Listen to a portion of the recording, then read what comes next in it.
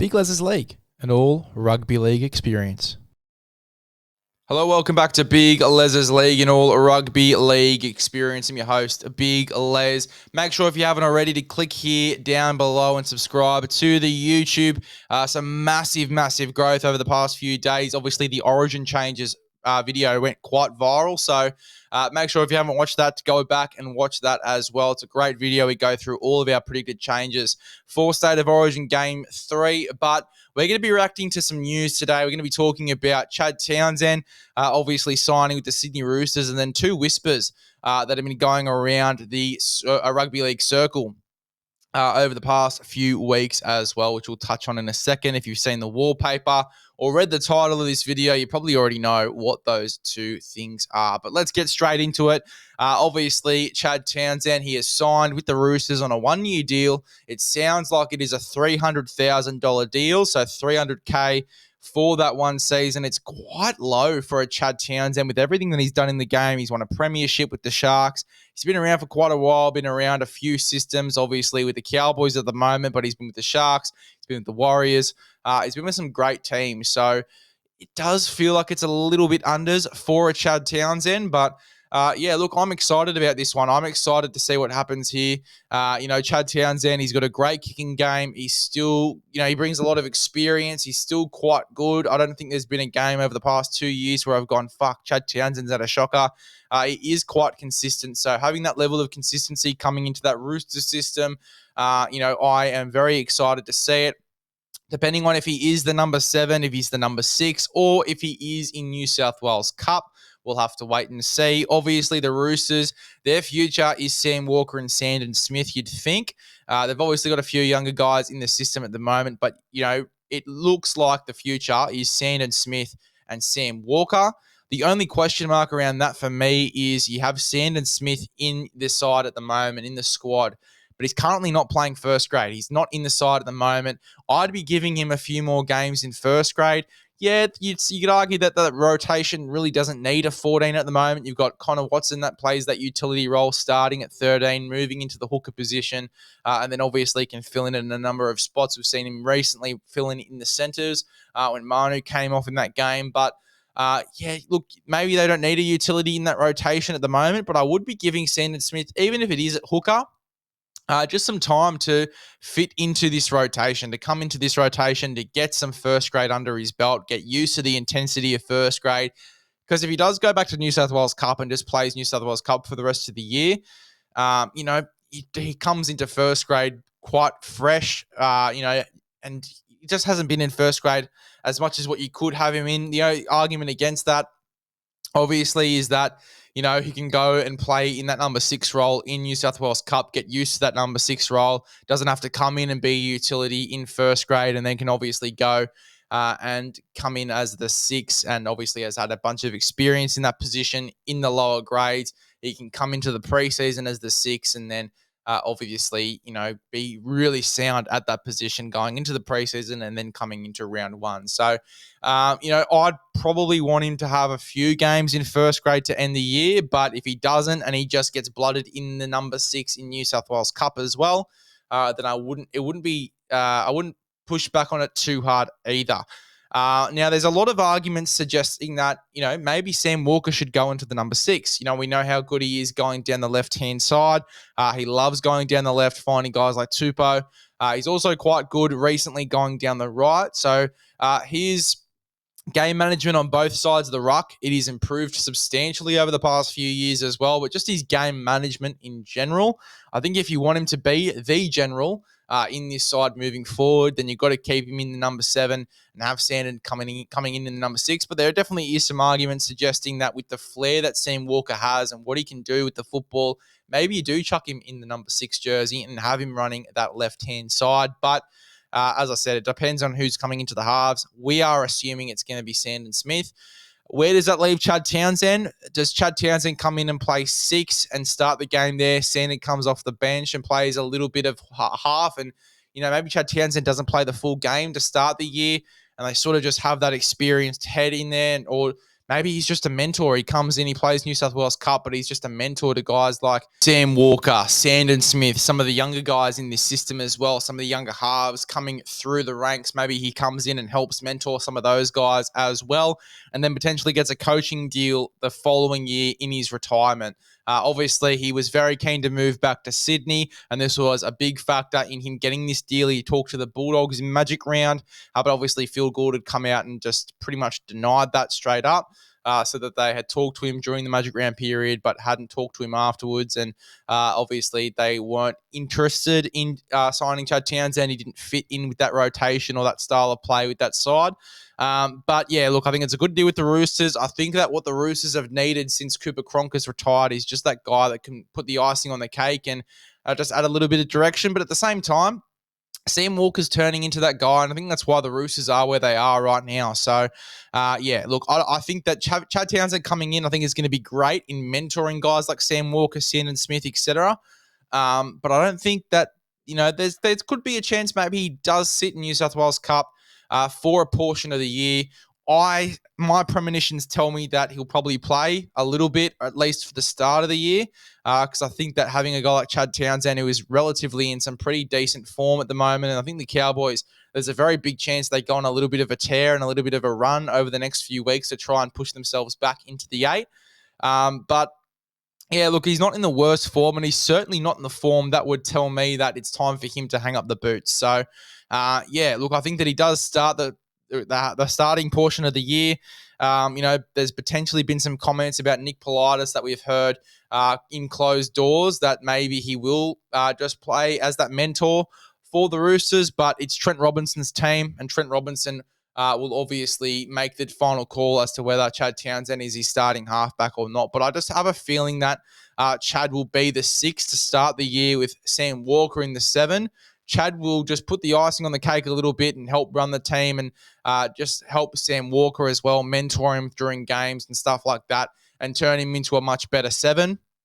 And then obviously halfway through the year, around the origin period next year, Sandon Smith takes that jersey full time. But I think that Sandon Smith will play first grade for the full year regardless in the 14-year role to start. As I said, Chad will probably not play the full game. And then you bring in a guy like Sandon Smith off the bench. And then obviously halfway through the year, during that origin period, you make that switch. Chad goes and plays the rest of the year in New South Wales Cup, and Sandon Smith will be the 6 with Sam Walker at 7. So let me know what your dream rotation is for the Roosters. Do you think Chad Townsend's going to play? Do you think he is going to be sitting in New South Wales Cup? Let me know in the comment section below. The next topic of discussion here is the North Sydney Bears. It looks like that they will be the 18th team, but not in the way that you'd think. They're going to be called the Perth Bears, it sounds like. Rumours have started to circulate that deal is done. They're going to be coming in 2027, so in the next 3 years.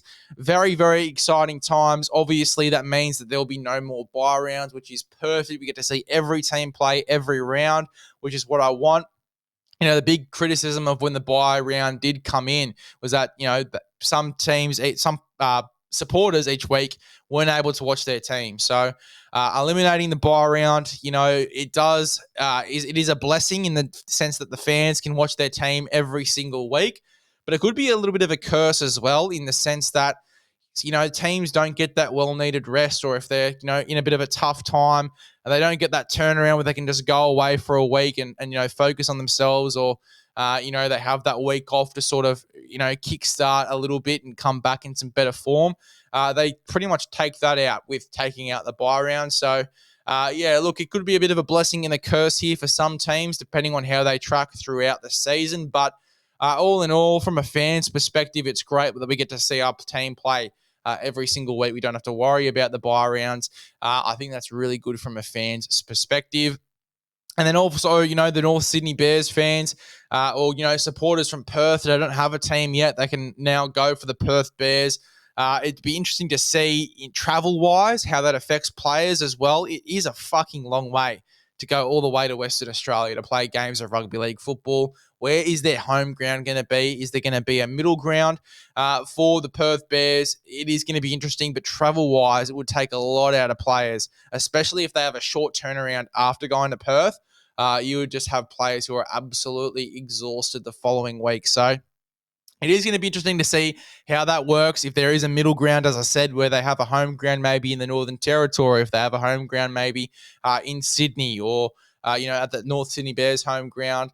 If they do have a North Sydney home ground in Sydney, as well as in Perth, to eliminate those struggles with the short turnarounds and stuff like that. Be interesting to see how they go there, but I think it is great to see the North Sydney Bears or just the Bears in general get a side. Hopefully they're not like the Dolphins that are just called the Dolphins and not the Redcliffe Dolphins. Hopefully they do get that Perth Bears title. But yeah, look, great to see that has happened. I am very excited to see who they end up getting, if they get some Papua New Guinean stars as well. Obviously, there was a lot of chat about Papua New Guinea getting their own side. Going in as the 18th team, maybe as the 19th team, they come in as the Papua New Guinean side, obviously with a few of their stars. But interesting to see if a few of those guys maybe go over to the Perth Bears and live there and play for them and get not a full side, but at least get a few of them over into that system so we can see some Papua New Guinean talent, because we know that there is Papua New Guinean talent across the league. We've seen it when Papua New Guinea play. They started that World Club Series extremely well. And obviously guys like Edwin Epape and obviously Ruben Porter, I believe, is Papua New Guinean descent, or it might have been one of the other guys. I know there's a bloke at the Dolphins who's currently, they're a Papua New Guinean front rower. They've definitely got a ton of talent, in that Papua New Guinean international side, and obviously in the lower grades in Q Cup, that Papua New Guinean team out of there, they've got plenty of talent. So it'll be interesting to see if a few of those guys go over there. Also, some Pacific nations, guys that don't have teams in those Pacific nations as well. Maybe they get a few of those guys who are good enough to play first grade coming over into that system as well. But it's very interesting to see what that team could look like going into 2027 as well. Who goes and who ends up staying, how they even things out. Very, very excited for the future there with the Perth Bears. If they do come in, at the moment, it is just whispers. Now, the last thing we're going to be talking about, we won't talk about it for too long, but the Taylan May situation. There's been an update.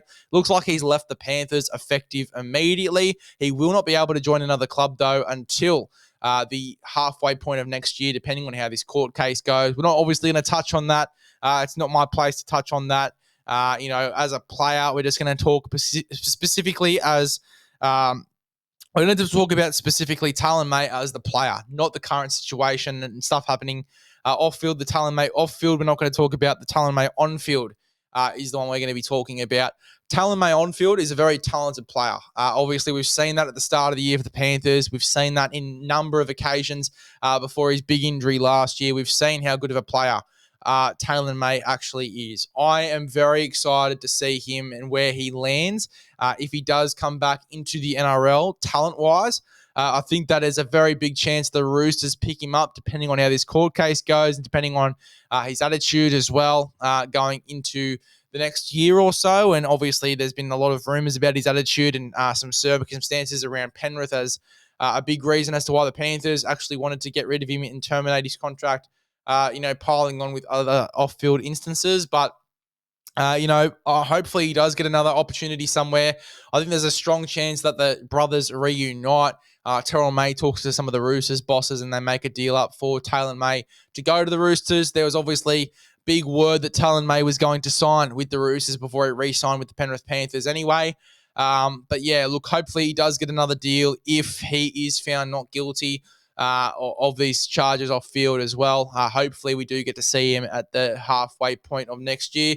Be interesting to see how that works as well, if he can come in halfway through the year for a side, or if he'll have to wait till the following year to come back into the NRL. But particularly on field, the Taylan May, the player, I'm very keen to see him back in the competition. We got a taste of how good he was, obviously, at the start of this year.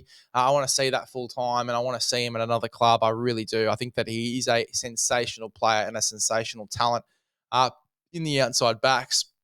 There you go. That is your news reaction going into round 18. We might do this every week. We might not. Depends on if there's big news dropping every single week. We will obviously pick 3 updates from the NRL news going, into that week. And obviously, if there is some 3 big news points, we will touch on them on the podcast as well. But I thought I'd start this up. Obviously, we've got the rumor mill at the moment where we're just talking purely rumors. But if there's a few rumors and a few news updates that we need to touch on, we'll obviously touch on them here as well. Make sure to subscribe to get all of that great rugby league content. Obviously, a lot of Origin content coming out. As we said, the Origin changes video went quite viral. There's obviously some great content that maybe hasn't been seen by as many eyes as it should. So make sure you go ahead and get stuck into all of that content as well. We've reacted to some rumors as well about Jaden Brayley and Daniel Saifidi. We talk about all the potential landing points for those two as well. But yeah, look, plenty of content coming out on the podcast here. Supercoach and NRL fantasy content comes out as well. So make sure if you're new to this podcast or if you're a new subscriber to get stuck into all that great content. If you haven't subscribed yet, subscribe now. Become a part of the Big LEZ'S League community, and we'll see you guys in the next one.